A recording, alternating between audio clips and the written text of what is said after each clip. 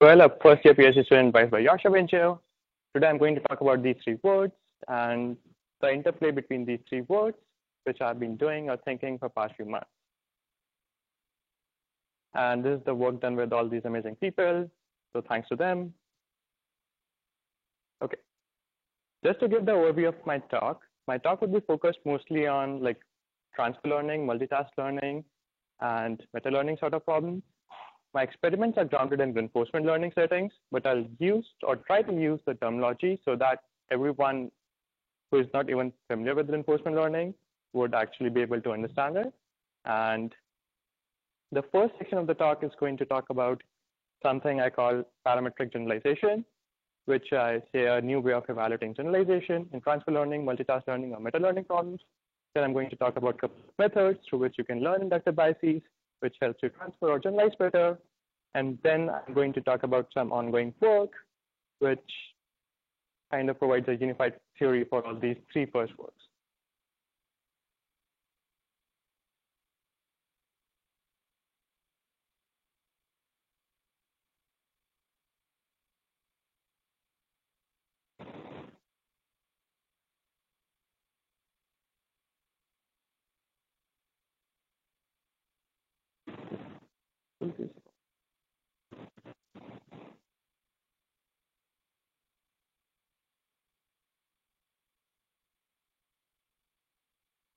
Sorry.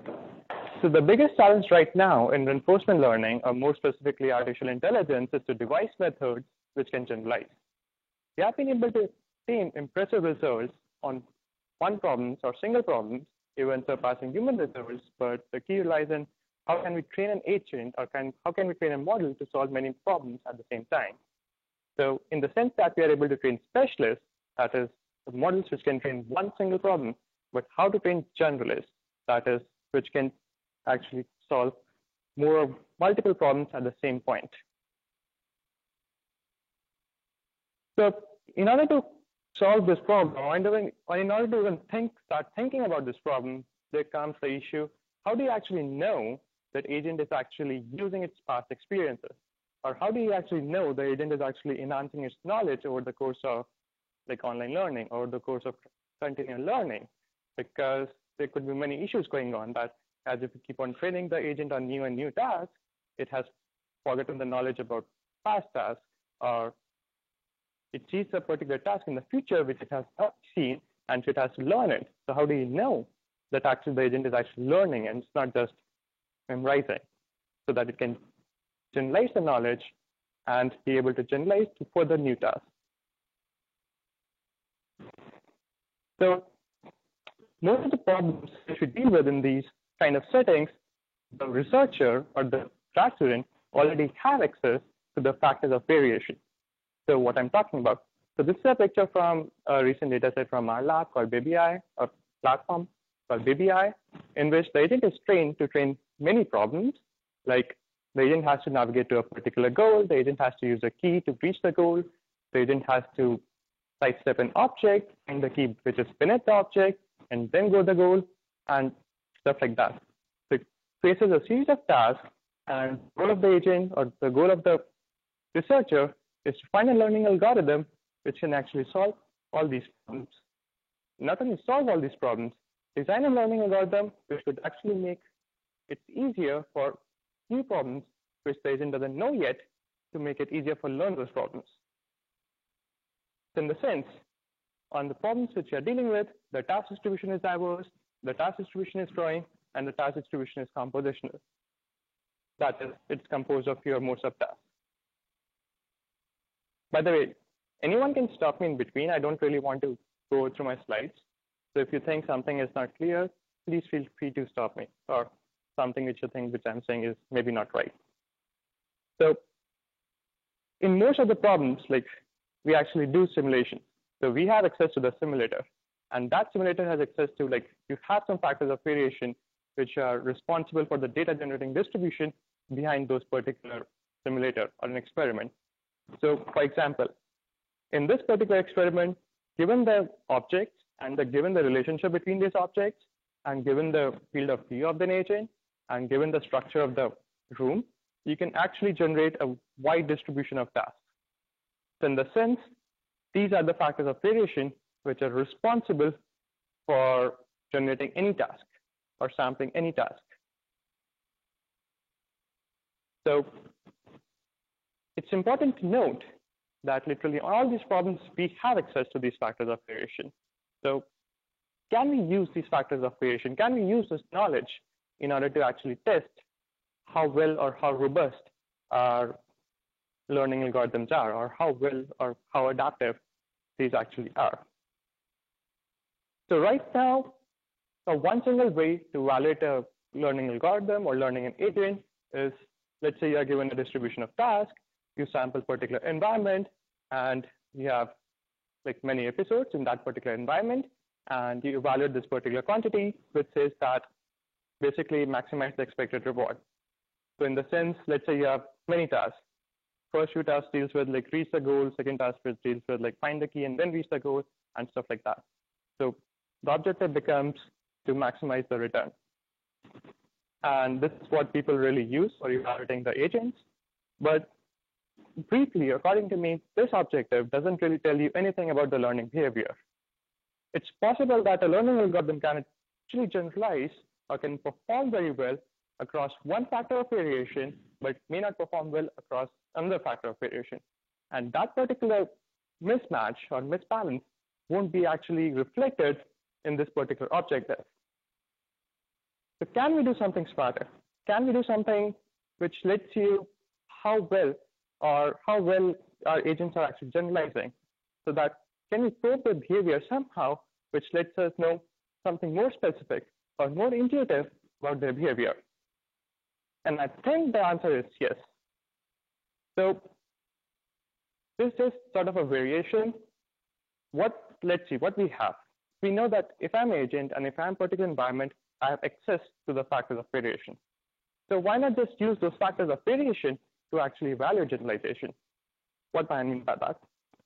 Generally, you can evaluate generalization into interpolation and extrapolation, where interpolation means that you kind of train on the same example as the training distribution, and extrapolation means you train on more specific examples which are not in your training distribution. So in order to have a concrete example, let's say you train an agent in order to reach a particular goal. And let's say you train like on 4 rooms, 5 rooms, 6 rooms, 7 rooms, and 2 rooms. So during interpolation, you can actually train on 3 rooms. But during extrapolation, you can actually test your agent on 10 rooms.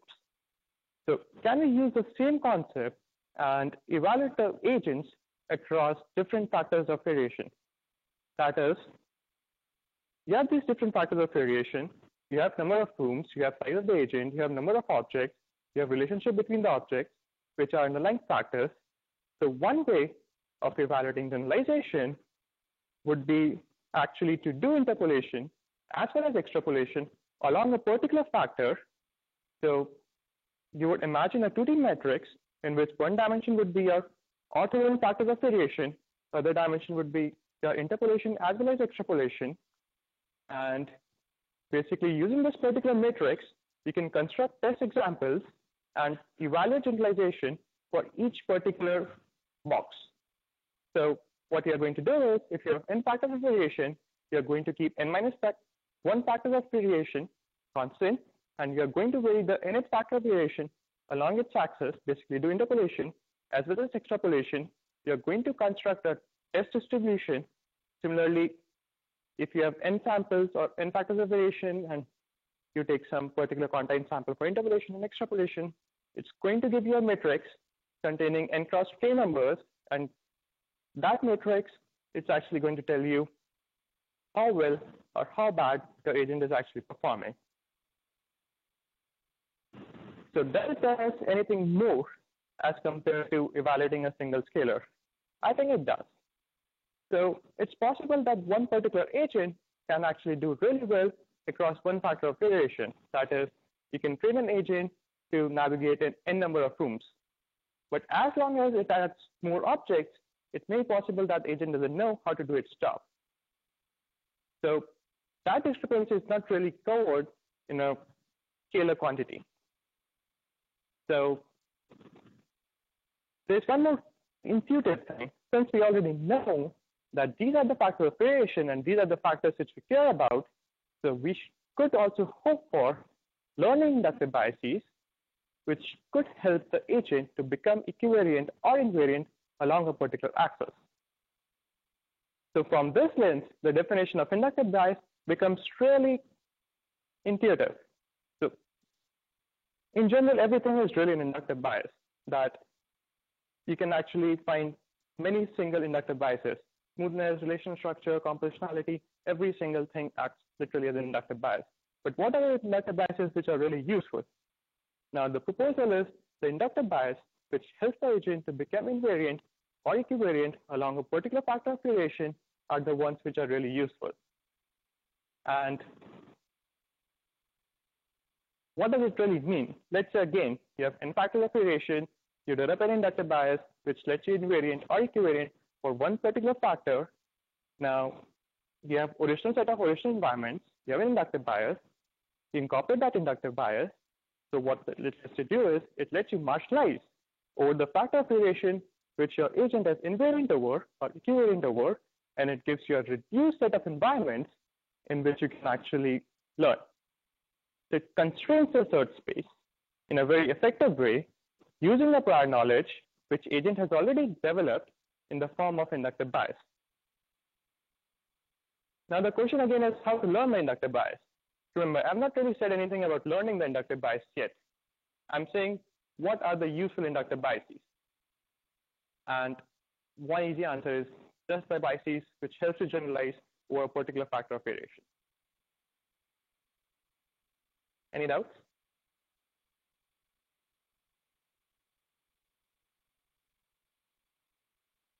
Yeah.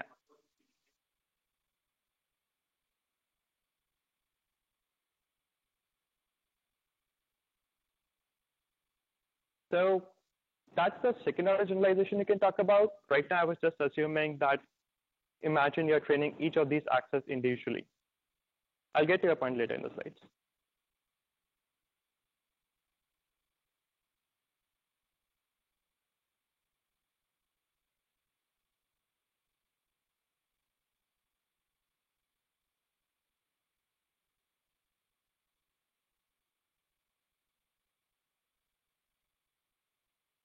I'm going to talk about that later. So what it basically amounts now, it amounts to reducing this whole set problem into three-step problem. One, identifying the factors of variation, basically the seminal work done by Yoshua Bengio, called controllable factors and stuff, building inductive biases that achieve equivariance along a particular axis, and the last is evaluating a machine learning methods along those particular axes.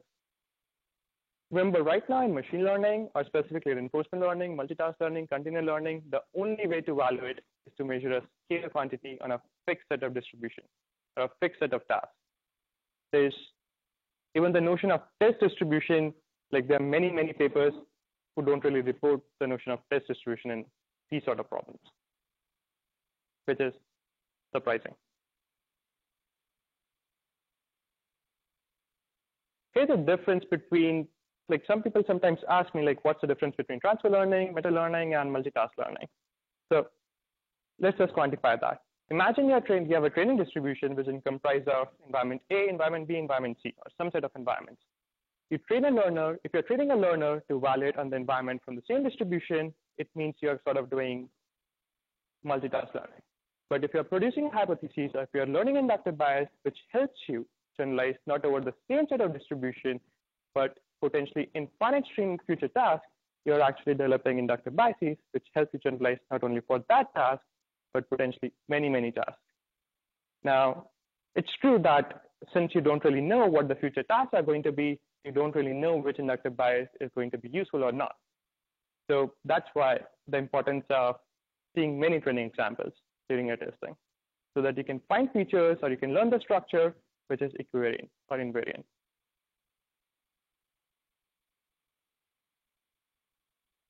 Any questions?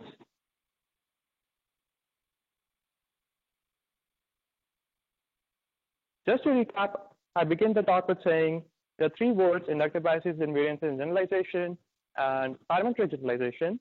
And the use of the word parametric is just because The agent is seeing training examples, so it knows what's the ground truth data. It doesn't know what the ground truth data generating distribution is, but the hope is by interacting with the environment, the agent can find these factors of variation. And once the agent knows those factors of variation, you can evaluate generalization along those factors of variation. Since here the generalization is sort of a function of your training distribution in the sense, like what are the factors of variation, which is sort of weird because that's sort of opposite to the traditional sense of generalization. Now, the word inductive biases, just because you have these orthogonal factors of variation, you help the agent become invariant or equivariant for that particular axis. Now I'm mostly going to talk about how we can learn inductive biases, which can help you actually generalize for a particular axis or along a particular axis. So there's a very famous truth task, which actually motivated me behind doing this particular problem. So this truth task actually says that there are two sets of, there's the same problem, but there's the same words, but you have two problems. One, in which you have to actually just read the words. And second, you have to actually read the color of the words in which it is written. You see, reading the words is actually very easy, but reading the color of the words actually takes some amount of cognitive effort. Does it make sense for everyone? Like reading all this blue, red, green, it's super easy. But reading this particular combination is not really same. It doesn't take the same amount of time as the second one. So I'm colorblind, so it doesn't matter for me, but there's a reasoning behind this is like as humans, we are very accustomed to our behavioral response or we are like reading, like we read all the time. So reading doesn't take any cognitive effort. So reading is sort of effortless. But whenever we are actually doing something which takes some effort, it actually takes more time. So that's why it takes more time to read the colors as compared to reading the words. And this combination or this notion that there's sort of a default behavior that is of reading and there's a behavior that you should digress from when you get some external reward, that's the intuition I'm going to use to motivate this work. Just to summarize the reinforcement learning problem, you have a particular agent, the agent is taking action in the real world and it gets new state, it gets reward. So the objective in reinforcement learning problem is to maximize this expected reward or return. So in order to just begin, I'm mostly going to formulate or change my data input into two parts. One is privileged input and one is standard input. And I'm going to argue that by converting this or by making this assumption, this still encompasses a huge amount of or a huge set of problems. So this does not lose any generality. So there are many problems which this still pass. What are the problems? Like, let's say goal condition policies. The goal condition policy is like you train a policy which is conditioned on not only your states, but the goal also which the agent is trying to achieve. This goal can be given in language instruction or anything else. Similarly, the set of hierarchical reinforcement learning problems where you have a set of low-level policies and you have a set of managers where the manager tells the low-level policies what to do, how to do. So command from these high-level controller or command from this high-level meta-controller actually acts as a privileged input. And the low-level state or the each state of the primitive acts as a standard input for each primitive. Similarly, in model-based planning and model-free RF, when assuming I have an agent, I have an access to a model-based planner. So I can run the agent, I can run the planner, I can get the output of the planner and use that as a privileged input. Why the word privileged? Because in order to do this, in order to take this particular input, you require some extra effort or require some more computations. You probably want to either minimize those set of computations or you actually want to generalize with that particular set of distribution of input. So at least I feel like any single problem, you can actually break the input into two parts, standard and privileged. Going back to the original task which I showed you, let's say you're training a goal condition policy, which just takes the state of the agent, which is POMDP here, and it also takes the goal. Goal can be described in language form or anything else. So in goal condition policies, what your goal is, is to learn a policy which takes a state as well as goal, and without overfitting to any one particular goal. Because it's a standard neural network, and if there's not a well-defined training set or it's not a large enough training set, what could possibly happen? It could actually overfit this particular policy or this particular learning algorithm can actually overfit to one particular individual goal. We don't really want that behavior. Again, the objective is same. We need to generalize to the new goals as well as we want to overfit to any single goal. So how can we frame the set of problems where you have a standard input, you have a privileged input, you want to make best use of the privileged input. Basically, you want to generalize with respect to privileged input, as well as you kind of want to prevent overfitting. So one intuitive way to define is to actually minimize the mutual information of your actions with respect to the privileged input given your standard input. So what it says is, like, imagine if I'm agent and my behavior, my actions should be independent of privileged input as many times as possible. But when using the privileged input, lets me get higher reward or lets me solve something quickly, then I should actually use that particular information. Intuitively, imagine there's an agent and it needs to solve a task. That is, it needs to go to a particular goal. It has a goal either to eat pizza or either to eat burger. So till here, no matter where it decides to go, like either burger or pizza, it has to walk straight. So the mutual information would be zero up to the point till this bottleneck state. And once the agent actually reaches here, it needs to actually take a decision that should I actually go to eat burger or pizza. So if the goal is burger, it has to decide I have to go sort of this way, not this. And if I need to go to eat pizza, I need to go northeast. So at that particular point, the mutual information between your actions and the goals, given the standard input, would be high. But once you have committed to a particular goal, the agent actually doesn't really need to remember anything else. That can again use its only standard input. That is, it can minimize the mutual information between its actions and goals because it doesn't really need to use goals anymore. Does that make sense?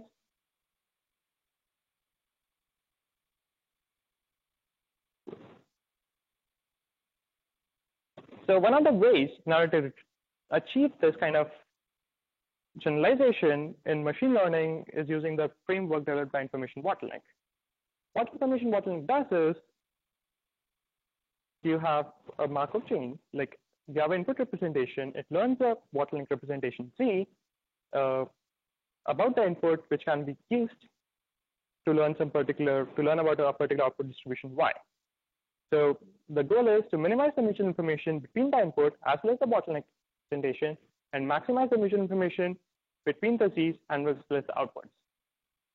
So recently, Alimi et al. Shows a variational way to actually compute this in a particular tractable form, which they assume to penalize the KL between your encoder as well as the prior and solve the supervised learning problem, that is a prediction problem, as you were doing before.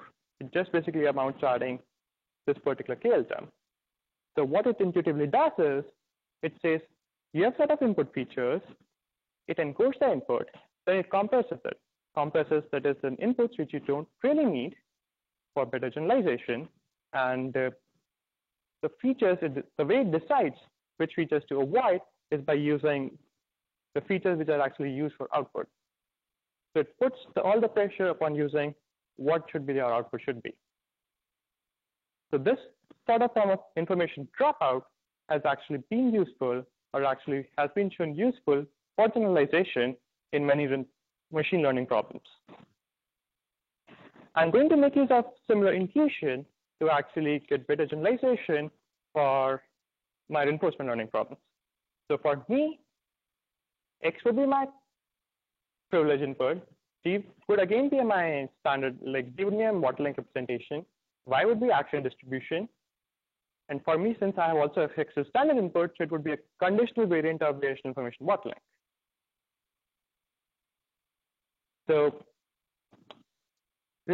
just remember that I formulate that we want to train a policies which can not only solve one particular goal, but can solve a wide variety of goals without overfitting to any single individual goal. And I formulated that this could be done in this particular way by making use of data processing equality, which says that in a math chain, you could have the mutual information between your output, given the input, should be less than or equal to mutual information between your bottleneck representation and the input. So this sort of architecture lets you develop your state, which is your standard input. You have a privileged input. You learn the bottleneck representation. C, this becomes your encoder, like a standard encoder in machine learning problems. Then you have a decoder, which makes use both of the standard input as well as of the bottleneck representation in order to get your desired behavior A. So important thing to note is the information flow from your states to actions can follow two particular paths. One is that information flow from your states to actions.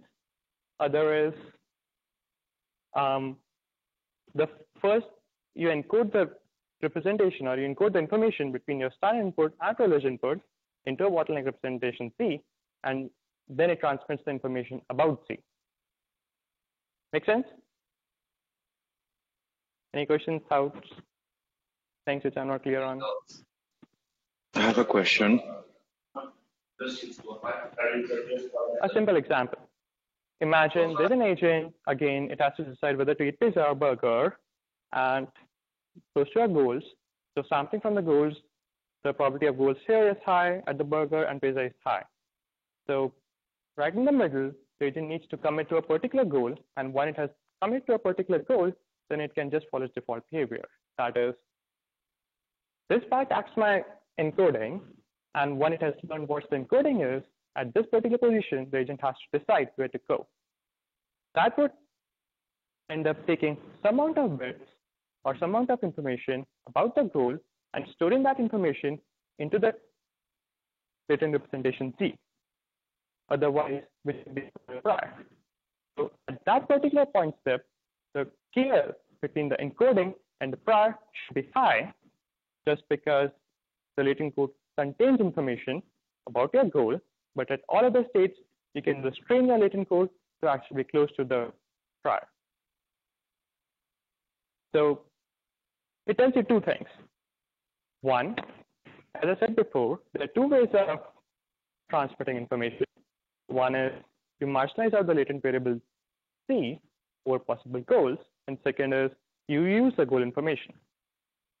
So the first framework says you learn your default policy or default behavior in whatever state is possible, and second kind of information says is, but whenever digressing from your default behavior actually gives you high reward, you should actually use your privileged input.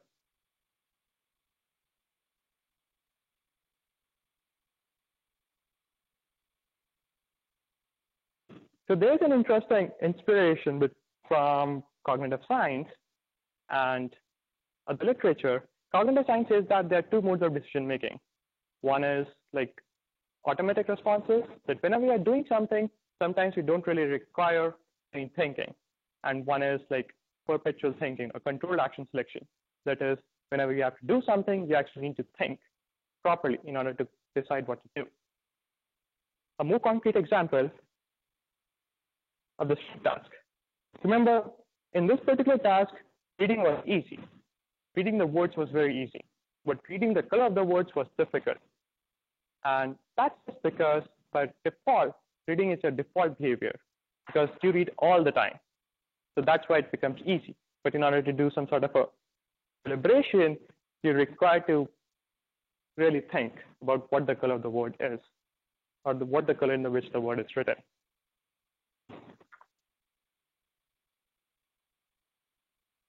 So, okay, just to summarize what I said, I have an agent who has a standard input and who has a privileged input. Now the agent wants to generalize with respect to this privileged input. And in order to see that, I propose an information regularizer, which actually achieves better generalization. That's my hope. Can it actually does that? And now in order to evaluate generalization, I'm going to vary one particular factor of variation, which is the number of rooms. So what I'm going to do is I'm going to train in 4 rooms with the view size of particular 4, where the agent gets a view size of 4, that is 4 pixels layered 4 pixels. And I'm going to train it or test it on particular distribution and the performance. Similarly here, I'm going to train on some particular distribution, and I'm going to test on something which it has never seen during testing, during training. So I evaluated train on find object as 5. Basically, I trained on rooms where the room size is 5, and I trained on objects which have view size of 7 as well as the view size of 10. Basically, the rooms increases from 7 to 10, and I'm training on only 5 rooms. View size, like the size of the rooms is 5. So this is just the goal condition baseline, where I'm still just doing the vanilla state-of-the-art performance from normal reinforcement learning methods. And then this is my method where we show that incorporating this sort of behavior actually generalizes better. So now you can argue that since I'm training on some particular environment and testing on some other particular environment, the agent can have issues because in one particular problem or in one particular baseline, I have no particular baseline which actually learns the structure of the environment. So we compare to another exploration methods, like state-of-the-art exploration methods. One of the 2 basic methods are like count-based exploration, Spellmare, and curiosity-based exploration. You go to places which are curious about. So you make a prediction and you see if they are good or not. And if the predictions are bad, you explore in those regions again. The important difference here is all these exploration baselines, they are task-like. In order to explore, they don't really utilize the structure of the problem. But this sort of a policy regularization using information bottleneck, it actually does utilize the structure of the task at hand. What I again meant by that? Remember, I said like, I have a policy, I have a standard input, I have a privileged input. I want my policy to actually commit to a default behavior at most of the states, that is not use its goal at all. But at certain states where using goal actually changes default behavior and leads to high reward, it should actually do that. So this particular diversion from its default behavior using particular information, it actually does capture the underlying structure of the task at hand. In order to just set that, I took these particular mazes. So the goal of the mazes is you have to start from this particular purple dot, and you have to reach to the goal. And along the way, I plot the scale of the encoder, scale of basically this particular thing along the trajectory.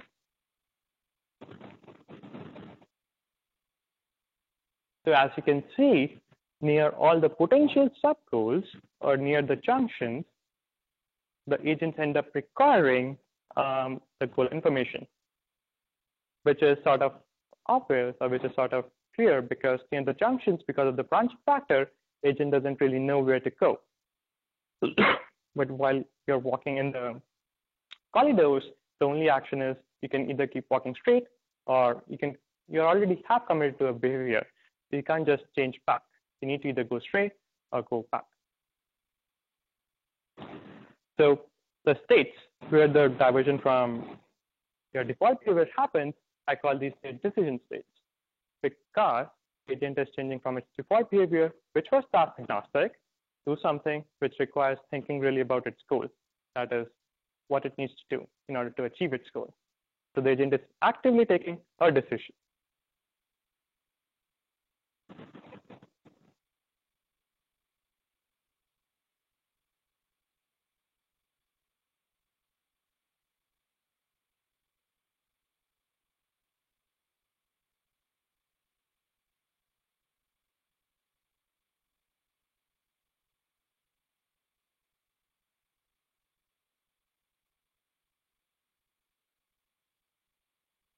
So we have already discussed about the Stroop effect, in which the goal is to actually read the colors and show like how reading is more easy as compared to actually reading the colors of the colors of the words in which they are written. So the same idea could also be applied for all these problems. We had a paper about this at iClear where we evaluate on all these different problems. And for more details, you can actually refer to the paper itself. And this was a work done with Priyash, who's from our lab, Daniel Strauss and Matthew Botkin from DeepMind, Hugo from Google Brain, Sergey from Berkeley, and Josh Andrew from Montreal Miller. Okay. I'm going to very quickly just summarize again what have we said. So in most of the cases, the goal is to learn an encoder. This is the normal generative models where you are learning an encoder. And this is what I proposed, in which you learn encoder over the states, over the privileged input, as well as the standard input. The one thing which is a bit weird about my method or about the proposed method is that even though you are accessing the input at each time step, you're compressing it. You're basically accessing the input and then compressing it. The KL cost ends up saying that don't use the goal information at all the time steps. Use it only those time steps when it is needed. But remember, the encoder is still encoding that particular information, even though it's not using it, which in certain many problems can be, very non-efficient. That is, you don't really want to encode. You don't really want to first encode the information and then compress, because this particular information on the first place can be very difficult to actually obtain on the very first place. For example, this particular information, the G, could involve running a model-based planner, which could be expensive. This could involve sort of active learning problems in which you have to kind of ask a particular human in the loop, which could again be expensive. So I feel like that's one of the biggest problems right now in thinking about these sort of encoders in generative modeling. How can we build methods which, in order to compress them, they don't really just acquire the input. Like it should be opposite. Like depending on something, you decide when to access the privileged input. And if you have decided that I'm going to access it, then only I use it.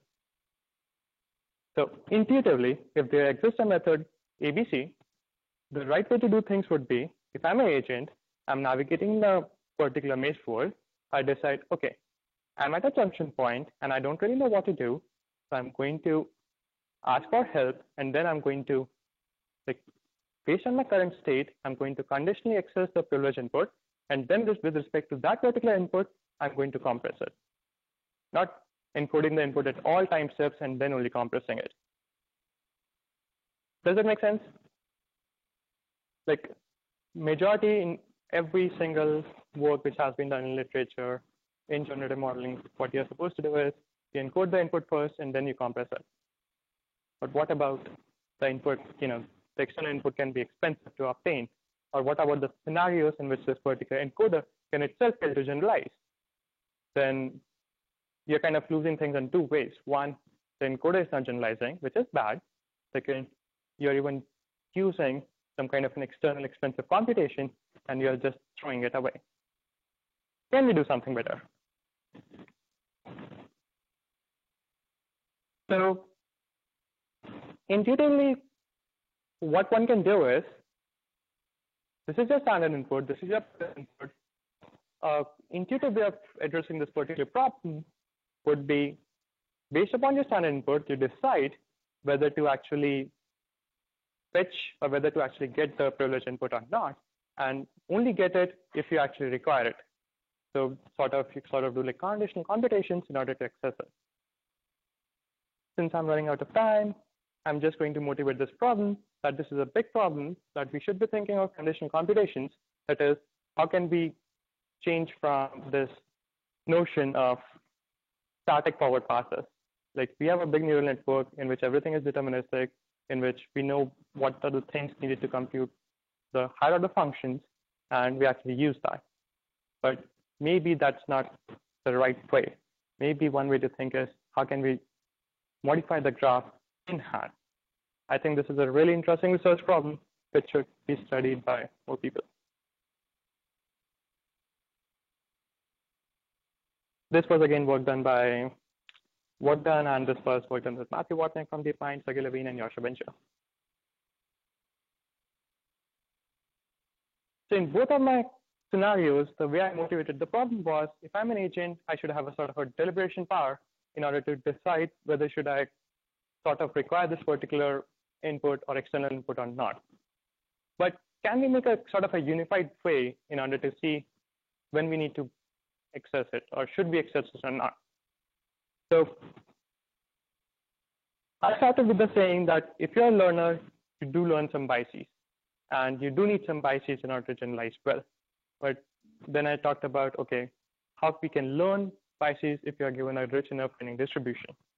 And then once we described about that, then I said, like, what's next?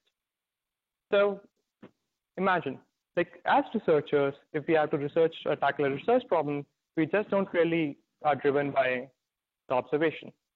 If we have a research problem, we know what's the problem at hand is. So let's say I have a paper which I'm going to submit at NeurIPS. I know, like, what my hypotheses about the papers are. Then I do experiments in order to confirm those hypotheses, or I do experiments in order to sort of oppose what my underlying hypotheses are. So intuitively, we just don't really explore. We kind of, like, as human beings or as researchers, we actually make hypotheses about our underlying problems, and then we do experiments in order to either confirm those hypotheses or deny those hypotheses. I feel like that's a very sort of interesting way to actually think about problems, because now all the deliberation actually goes into how you actually come up with hypotheses in the first place. I don't really know the answer to how this is actually happening, but I feel like the underlying problem at hand actually tells you a lot about what your hypotheses are going to be. In the sense, like, as human beings, we are really good at coming up with new problems. I don't really know why is that the case, but long before we even solve our problems, we have a very intuitive problem. We have a very intuitive notion of how hard the problem could be. Like, I know if I'm going to prove something, I have an intuitive understanding whether I can do it or not. Or I also know what might a potential answer could look like. So these are the hints about the problems which actually drives the hypothesis-driven formulation. And it's interesting to note that aside from the machine learning community, as compared to cognitive science or psychology, they actually do experiments in sort of a hypothesis-driven way.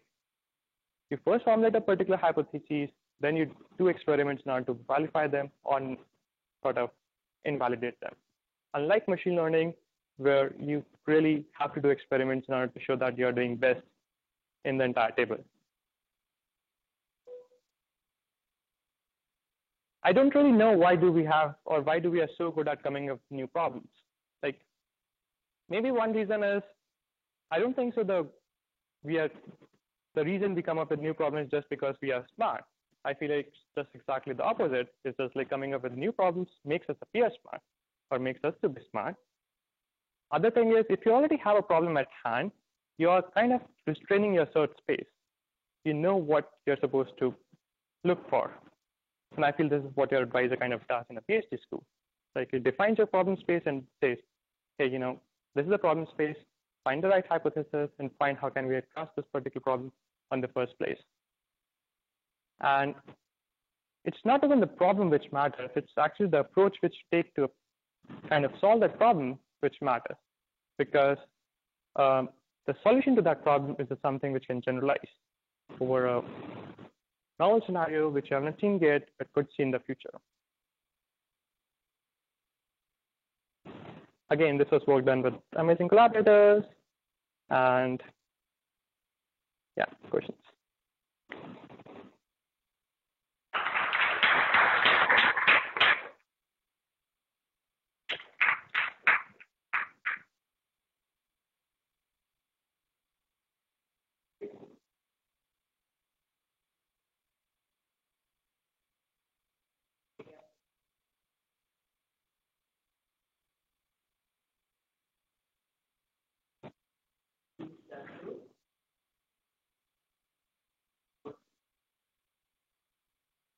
Yeah, right now I assume that the states and goals were independent random variables.